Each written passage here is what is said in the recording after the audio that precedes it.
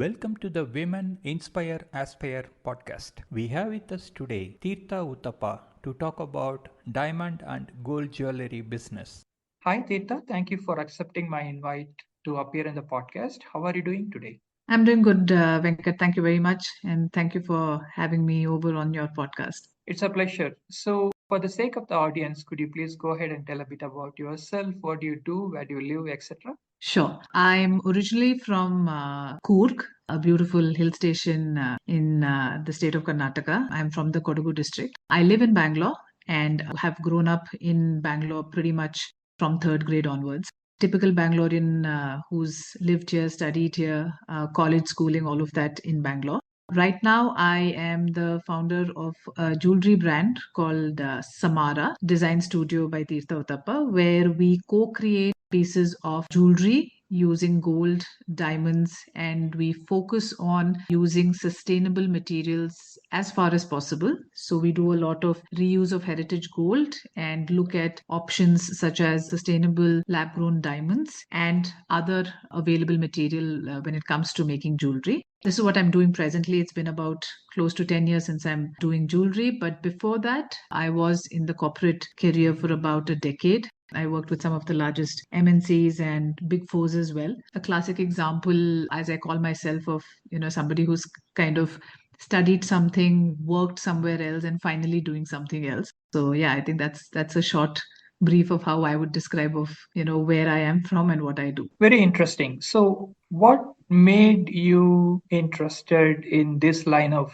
jewelry, diamonds, etc.? Yeah. So, as I mentioned, I hail from Coorg, Kodagu. And typically, for people who are aware, in people of Coorg, usually growing coffee, so typically we manage large coffee estates. You would find a lot of the Kodavas in the armed forces. But way back when my father was looking at the options in terms of what he wanted to do, he chanced upon diamond cutting, which was an opportunity that came to him in Surat. So, my initial growing years, maybe till the age of about 5 or 7 years, I have grown up in Surat and Bombay, where my father was actually in the business of diamond cutting. So I typically grew up initially in my home. In the hall, we had diamond machinery put, and rough diamonds were being cut and polished. That was a typical setup for me. So I would like to say that in a way, I've grown up seeing diamonds being cut and polished. Guess it kind of went and settled in my subconscious mind in terms of something that had to be done. That's where my introduction to the field of diamond cutting and polishing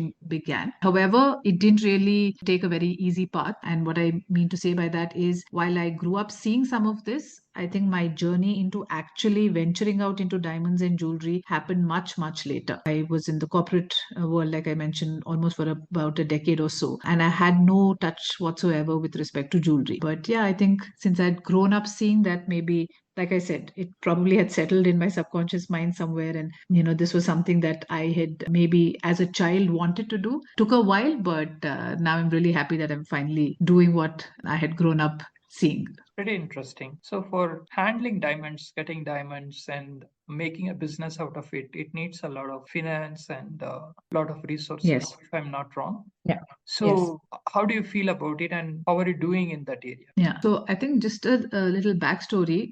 So as I mentioned, my father used to be, he started his career in the field of diamond cutting and polishing. So, definitely I've grown up seeing how to work with diamonds. And hence, in my own little way, I would have thought that it's going to be a very easy transition or a smooth transition, because all I would need to say is probably tell my dad that I'm interested in joining the business. But it wasn't really as easy as that, because I think one good thing in hindsight, when I see now, what my father told me back then was, while you might be interested in this field, if you need to get into this field, every penny that you put in needs to be yours. Every profit that you experience will be yours. And every loss that you go through will also be yours. So when you think you're prepared to go through this, maybe that's the time you get into the field. Because he was very clear that while I might have an interest for this, I need to kind of chalk out my own path, figure out my own finances, because it is high intensive industry. It's not a service industry where my time is more valuable. Of course, your time is there, but a lot of other factors that go in as well.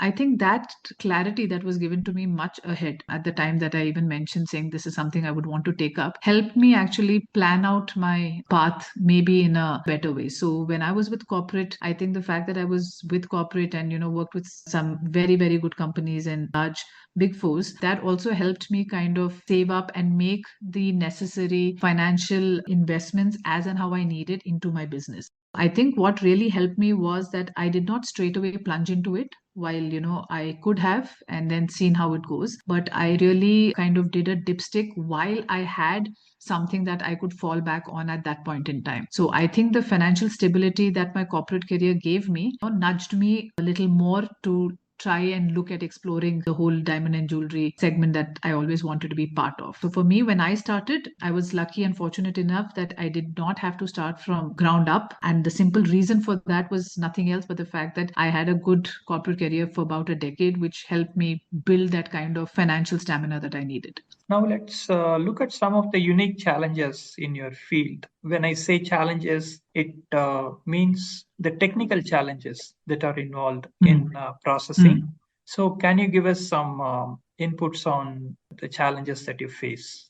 Yeah. So jewelry as a segment is initially, like if you would see, especially now in the times that we speak as of now, the entire diamond and jewelry industry is, specifically the diamond industry, is undergoing a sea of ripples, actually. There is a complete paradigm shift in how the diamond industry was known to what it is today. A lot of changes have come in and a lot of technology is, extensively used in order to create better and faster products and jewelry. So technically, I would say that, a couple of challenges that we have is one, somewhere as a customized jewelry brand and somewhere as a brand that is looking at nurturing the art of jewelry, maybe trying to find the balance between how do you make sure that while yes, you want to use all of the latest AI tools and use the CAD designs and all of that to make your jewelry, you still don't want to let go of the excellent craftsmanship that only a karigar can provide and bring onto the table. So that is something that, technically we try to resolve as far as possible to see that if we are starting off with a piece of jewelry, how do we make sure that there is some kind of amalgamation between the two? So what part of the process really do we need to try and see where we can use technology and what part of it can we bring the karigar into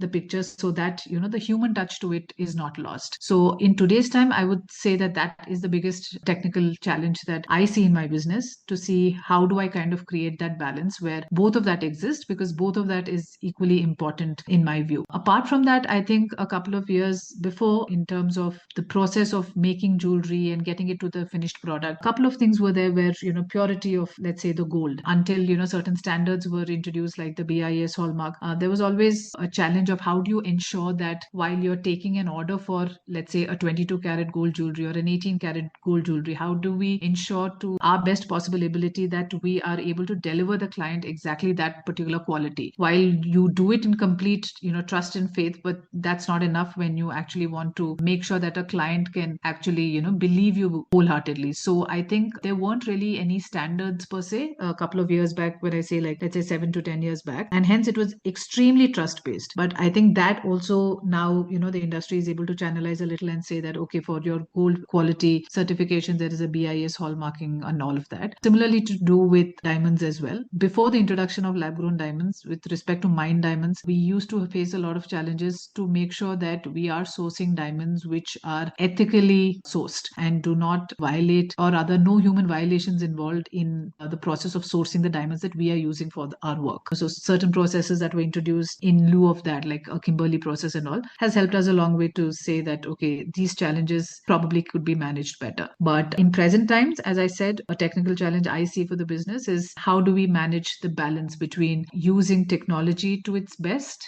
as well as not losing the human touch. Okay, great. So as a person, when you are handling this business, everybody have their own way of dealing with the things that they do in a business or a profession. What are some of the unique challenges that you have personally faced when you are dealing with this business, and how have you overcome those challenges? Yeah.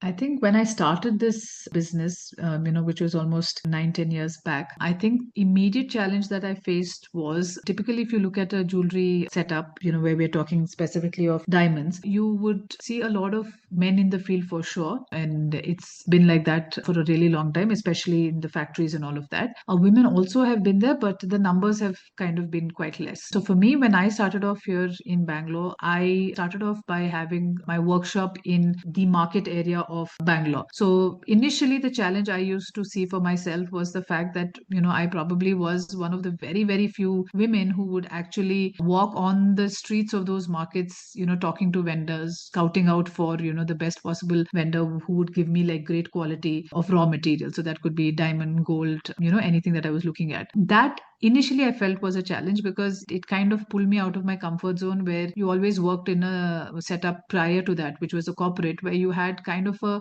decent mix, I would say, of men and women, or at least you weren't feeling very, very isolated. For me, initially I did feel very isolated, not in any other aspect of the business, but when it came to being on the ground. So every time I was on the ground in the market, scouting, looking at vendors, talking to vendors, many a times I found myself as the only lady in that particular shop. That for me initially was a little difficult, but I think the way I've tried to overcome that, and of course now it's, doesn't even continue to remain as a challenge, is to really not pay too much heed or attention to that, but to take work as it is, and, not try and associate too much of the gender aspect to it, whether, is it a man you're talking to or a lady you're talking to, but just treat work as work, and the more you focus on that, you do realize that some of these things, while it might exist, it doesn't really matter to you. So I think that I've kind of able to handle well, and I don't see that as a challenge anymore. Apart from that, I think at the work front, of course, I do B2C kind of business where you're dealing with customers, end customers. That is very, very intensive on client relationships. So managing the right relationship with your clients, gaining their trust, and making sure that a lot of your work comes out of repeatability and word of mouth, because the brand has been largely built only through referrals and word of mouth. In fact, we just about this year have our studio space. Otherwise, I have primarily worked, from my home office, or, even visited clients at their places. So creating a brand purely out of word of mouth and referrals required us to focus a lot on ensuring that our client relationships, managing client emotions, their requirements, most importantly, understanding exactly what they needed and delivering that to them. That initially, sometimes we've had hiccups where we've probably not understood exactly their requirement, and a few gaps in the process where we felt could have been managed better. But now, of course, in hindsight and over a period of a decade, I think all of that system is built in really well, and there is a good process to really understand what a client needs, and we're able to deliver that as and how required. Wonderful. One last question on the diamond business. There are risks involved in the business. There could be false items, there could be payment issues, there could be stealing and all that happening. How do you manage these kind of risks? Yeah. So with respect to risk mitigation, when it comes to this business, it's slightly different, is my opinion. The reason simply being, jewelry as an industry is extremely trust based. And that's how it's been traditionally, right? Like if you would remember, a lot of our jewelry back, 20 years, 30 years before was all walking into retail stores like if you typically ask our grandparents, while yes, a few of the retail stores existed, but a lot of them got their jewelry done through family jewelers. Now, family jeweler was nothing but just a person who visited your home, showed you a couple of pieces, you told them what they needed, and that piece was created for you. So a lot of the jewelry was purely made out of trust. Now, as an industry, I think this element continues to remain even until today. In fact, there is a lot of, jargons that we use in Hindi to say zuban ki baat. Like if you, as a vendor, if I have committed to you that, I will be making the payment on a certain date, then you abide by it, right? You purely go with your word that you have given on that. So the trust element in all aspects, so be it karyagars, be it vendors, is something that is very inherent to this industry, and that continues. However, to make sure that, we're again not solely person dependent, there are a lot of other aspects as well. Like, of course, there is your inventory insurance, even with respect to Karyagars, there is a complete background verification check, all of that done to make sure that you do have control in case something goes wrong, or,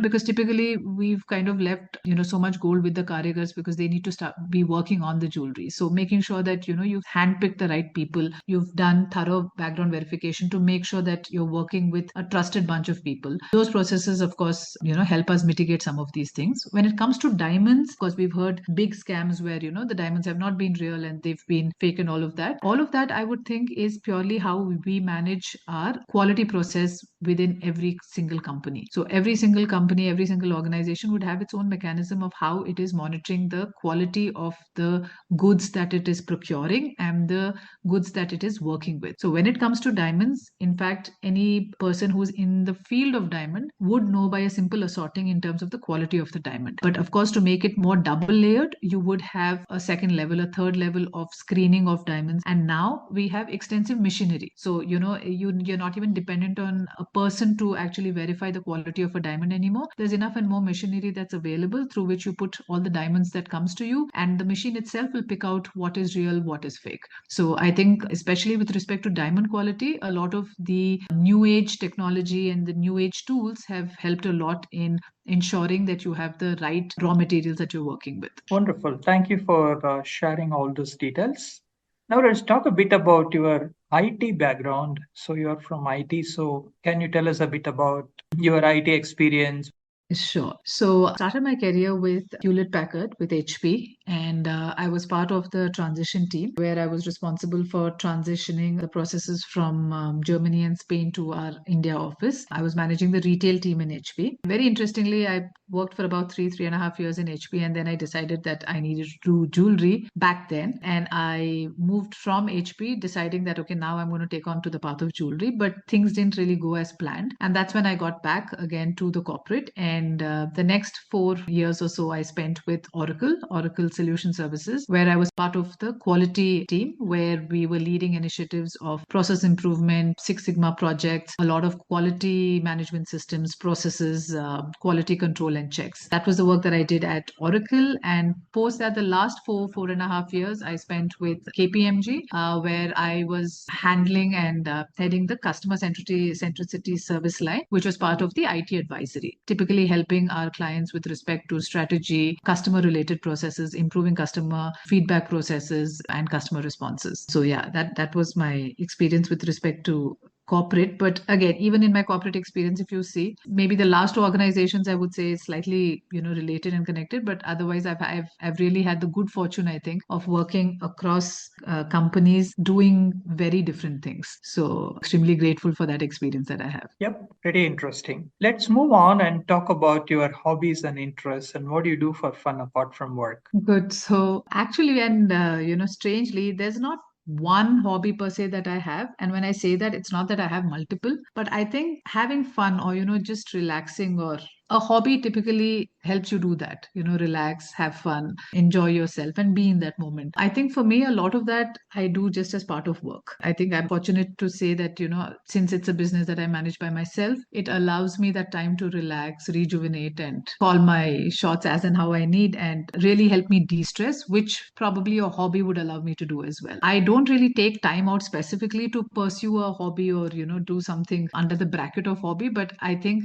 just generally as a person and the nature of work that I'm in, what a hobby has to give you, I derive of work itself. But in general, definitely the very common ones that a whole lot of us love doing, which is traveling. I love traveling. I get a good amount of time that I spend in my native itself. So that's extremely rejuvenating. Cooking. So as and how I'm able to take some time out, I like to try out new recipes and try something interesting, try to make something interesting for the kids to have. In terms of hobbies, it's that. But quite frankly, there's not one thing that I would say is my hobby, because like I answered it, what one expects out of a hobby, I kind of do it on a day-to-day basis. Okay, thank you for sharing. Now let's talk about the societal issues that you care about and what you do about. I think societal issues, frankly, there's there's so much. It is sometimes difficult to sit back and think, where is it that what, or rather, which of the issues really matter to you? Because frankly, a lot of the issues do matter. What can one do about it, or what is one specifically doing about it? I would actually think from my end, one of the things that I've seen, extremely, I won't say disturbing, but something that affects me as in how I notice it is probably just basic civic sense. I think in a country like India with population that we are, things could be a lot better when it comes to just following basic civic sense, which I think every individual should have. So while this might not address really a large societal issue, but I really believe that a lot of this buds from this basic fact that a lot of times we are not able to maintain and keep things the way it is because a lot of us lack that basic civic sense. And this I speak of educated and uneducated, of course, people, all included. As my 2 cents, wherever I get an opportunity and I have a chance, I do try to see if I could educate people on that in terms of what can be done and what should not be done. Of course, helping young children, youngsters, who probably do not have the access to a lot of to good education or even just good mentors, right? A lot of youngsters today have managed their way through college and school, but are really, probably not having too much an idea of what to do next, how to pursue the next big thing, or what's the path that one needs to take. So I try to, in fact, I do a lot of mentoring as well to young women students who are looking at taking up entrepreneurship as probably the next step. So, and these kids are usually from not very privileged backgrounds. So that is something that I do at given intervals during the year. But yeah, so I mean, this is something that I'm actively involved with. But apart from that, something that I generally observe and notice, I try to correct that, which is, I think, basic civic sense, because a lot of that, if we are able to follow some underlying issues, could be visibly dealt with. Okay. Thank you so much for sharing that. I understand your concern. I do feel that civic sense needs to be there. So we are coming towards the end of the podcast. Do you have any questions for me or about the podcast? No, I think, when we briefly met, you did mention, what the podcast actually covers. I mean, I like the whole process of, or I like the whole essence of podcasts, where it is about sharing stories, hearing from each other, maybe learning or, just getting different perspectives. So I think congratulations on your podcast, and glad you're there as a medium to collect and share stories, because that's the best way anybody learns. You're welcome, and thank you so much for appearing in the podcast and spending time with us. And I wish you all the best in your life and whatever you aspire to do in life. Please take care and bye bye. Yeah. Thank you, Venkat. Thank you very much. That was a great podcast with Thirtha Uthappa. Please subscribe to this channel and follow it for more awesome podcasts. Opinions expressed by the guests in this podcast are their own. The host or the sponsors of the podcast do not condone the opinions expressed by the guests or the actions arising out of those opinions. Any decisions or actions that the listeners might take as a result of listening to this podcast must be based on their own judgment and will be at their own risk. The podcast host or their sponsors will not be held responsible for the consequences of any actions and or decisions taken as a result of any content in this podcast.